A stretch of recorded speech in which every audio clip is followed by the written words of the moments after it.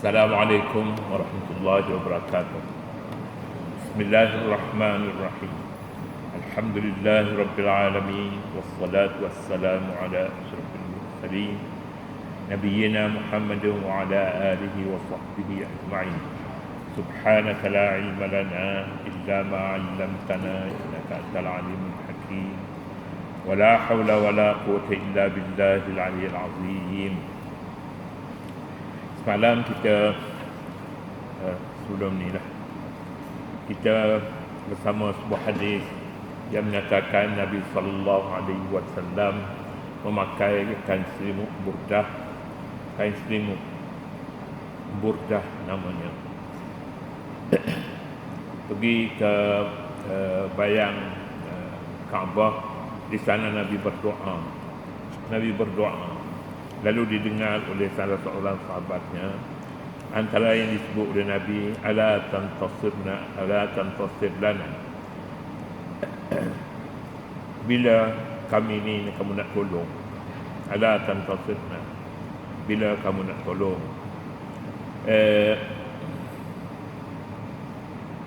Sahabat-sahabat berkata kepadanya, apabila melihat Nabi SAW ada sesuatu yang tak kena menurut tafsiran orang yang melihat Nabi, tak kena, yakni maknanya pada ketika itu Nabi mengharapkan sesuatu.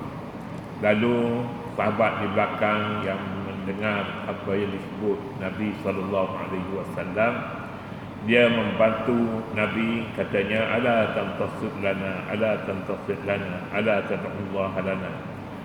Nabi, aku pohonkan kamu minta doa untuk kami juga dan tolong kami. Lalu Nabi SAW menyatakan, mengapa Nabi nampak begitu tak senang hati?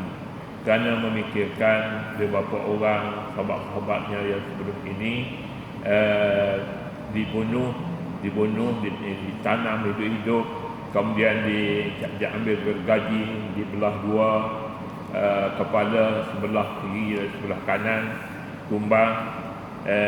Kemudian Nabi bersabda kepada kawan yang meminta supaya Nabi juga mendoakan kepadanya. Nabi menyatakan,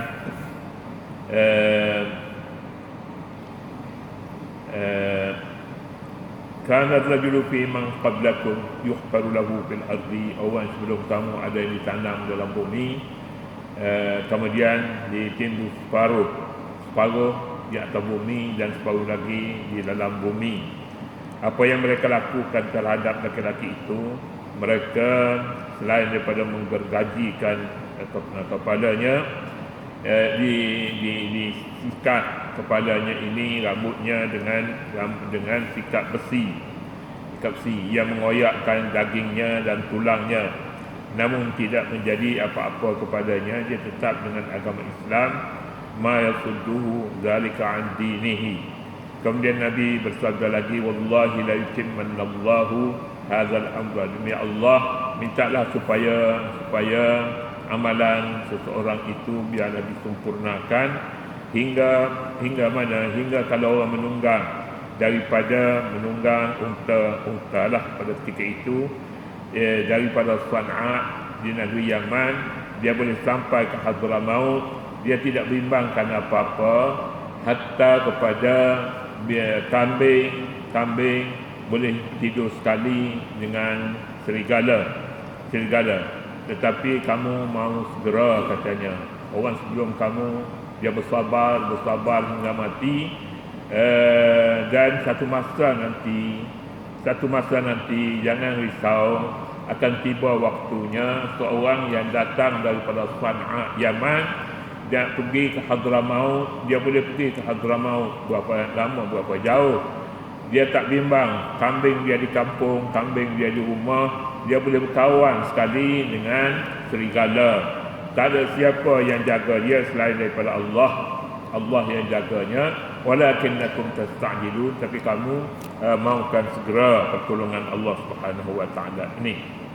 Kemudiannya kita pergi kepada muka surat berikutnya, mengulas hadis ini. Hasan Al-Banna berpendapat bahawa bicara Nabi SAW dalam sabda ini telah menjadi kenyataan kerana agama Islam telah sempurna, umatnya cukup kuat selepas kewafatan baginda Nabi SAW. Kemenangan yang dahulunya pada tangan musuh kini telah bertukar, telah berpindah tangan kepada umat Islam. Kan ini satu nikmat besar. Dahulu jangan harap orang Islam ni boleh berkuasa, tetapi selepas Nabi wafat, kuasa membelah negara berada pada tangan orang Islam. Sehubungan ini juga beliau mengemukakan sebuah hadis riwayat Utban Ibn Ghazwan yang melaporkan katanya, aku orang yang ketujuh bersama Nabi SAW. Pada waktu itu kami tidak mempunyai makanan selain tamar busuk dan daun kayu daripada pokok berduri. Kami makan hingga luka rahang-rahang kami. Kemudian kami juga terpaksa mengoyak kain selimut kami untuk dibahagi kepada sahabat kami namanya Sa'ad. Kini menurut maklumat Al-Banna, orang yang datuk nenek mereka itu yang dahulunya pernah susah dan menderita, anak cucu dan keturunan mereka ada yang menjadi Raja Mesir dan Raja Papar. Ini katanya dulu datuk nenek mereka sangat-sangat susah. Makanan mereka daun kayu, pokok-pokok berduri dan sebagainya. Jika dalam kebangkitan agama Islam kini sejarah itu berulang lagi, dan jika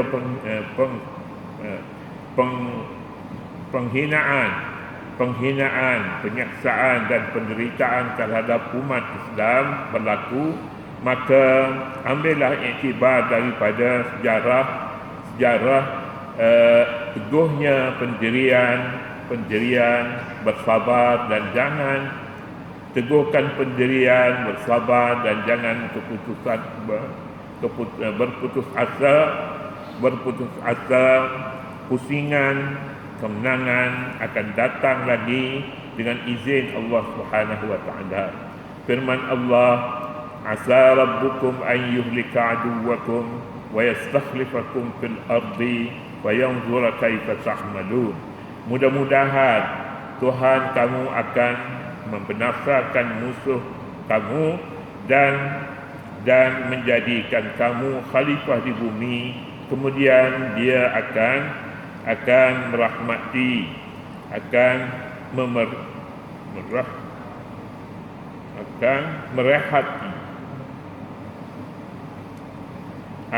memerhati bagaimana pula perbuatan kamu. Ya. Kemudian balik muka sebelah,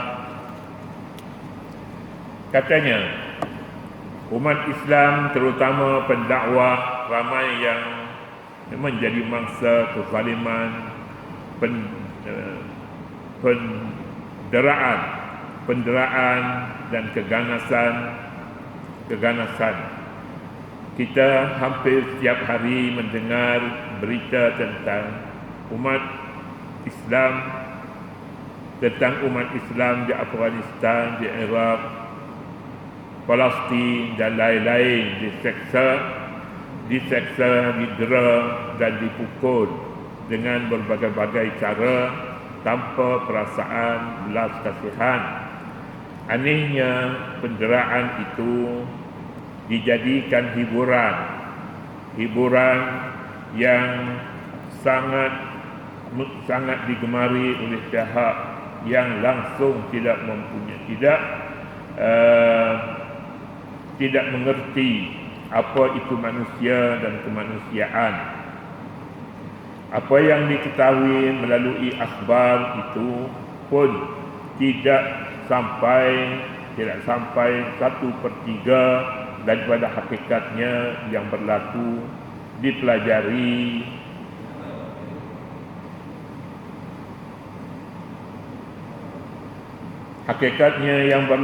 di penjara dan pusat-pusat tahanan. Antara bentuk penyaksaan yang paling menghiburkan manusia yang tidak berperi kemanusiaan ini ialah seperti mencucuh badan dengan api, merantai kaki dan tangan, mencampak najis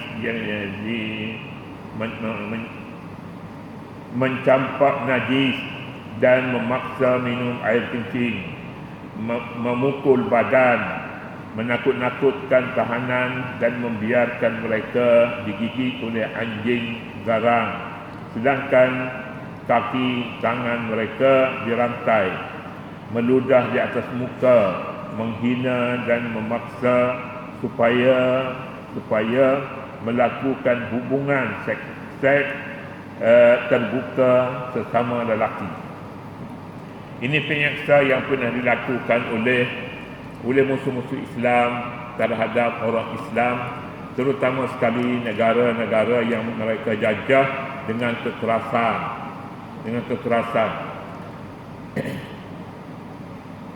Umat-umat yang dahulu berani ataupun dengan rakus menyaksa orang Islam, kita lihat Allah Subhanahu wa taala Maha Kaya, ada yang dibalas oleh Allah dengan kesaksaan yang lebih tinggi lagi di dunia. Di akhirat belum kita sebut lagi, kita belum tahu. Di dunia pun dah dibalas oleh Allah dengan suatu kesaksaan yang tidak boleh dilakukan oleh manusia. Hanya Allah Subhanahu wa taala yang Maha Kuasa. Penindasan yang dilakukan oleh musuh-musuh Islam seperti yang kita sebutkan tadi, kalaupun tidak sakit, tetapi satu kehinaan yang besar, meludah di atas muka, satu dosa, satu penghinaan yang tidak boleh difikirkan lagi, selain daripada menyerahkan kepada anjing gila untuk membaham manusia yang kaki tangannya diikat. Ini adalah satu perkara yang tidak boleh diterima oleh manusia yang tidak mempunyai perasaan kasihan belas. Kebanyakan mangsa itu adalah umat Islam yang menentang penceroboh asing yang merampas hak dan kebebasan mereka untuk hidup sebagai seorang Muslim. Sungguh mahal harga untuk hidup sebagai seorang Muslim dan mukmin yang berhati mulia, sukar untuk nak hidup sebagai seorang Muslim.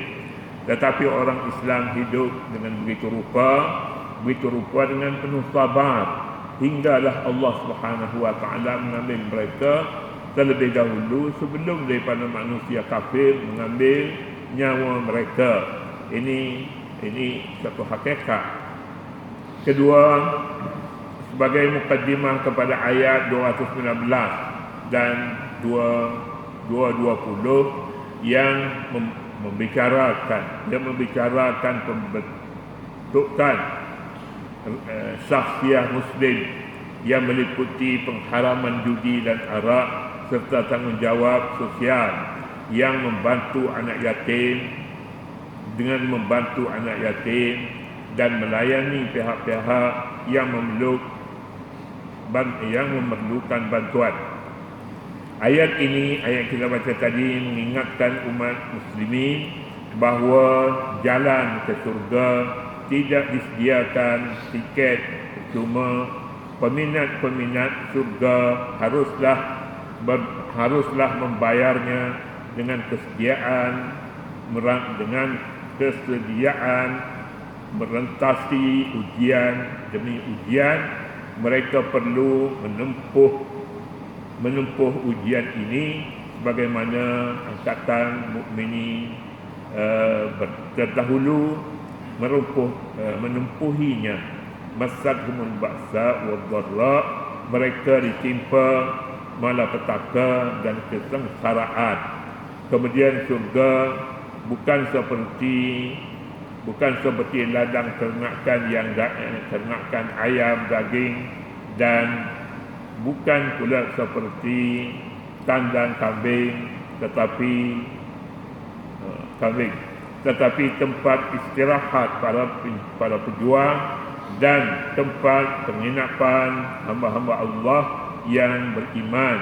Di sini Allah Subhanahu wa taala menyatakan sunnah Allah Subhanahu wa taala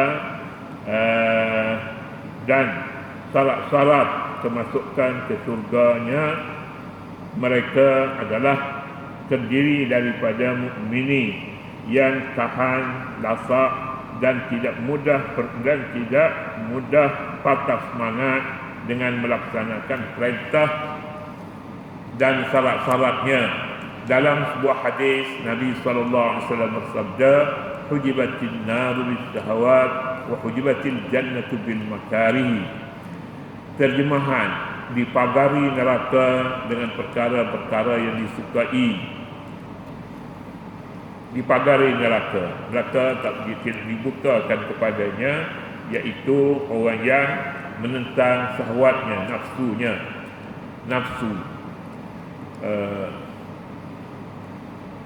nafsu syahwat, dan dipagari surga dengan perkara-perkara yang tidak disukai oleh nafsu. Jadi jika seorang itu ingin ke surga, maka surga itu akan dibuka kepada orang-orang yang menentang perkara-perkara maksiat, mungkar. Itulah dia maksud sabda Nabi SAW. Kemudian kita sekat dulu. Pagi ni pun saya ada kerja sikit. Sekat dulu. Allah Subhanahu wa taala a'lam. Doa. A'udzu billahi minasyaitonir rajim. Bismillahirrahmanirrahim. Rabbana zalamna anfusana wa illam taghfir lana tarhamna lanakunanna minal khasirin. Wa sallallahu ala nabiyil ummi wa ala alihi wa sahbihi wa sallam. Alhamdulillahi rabbil alamin.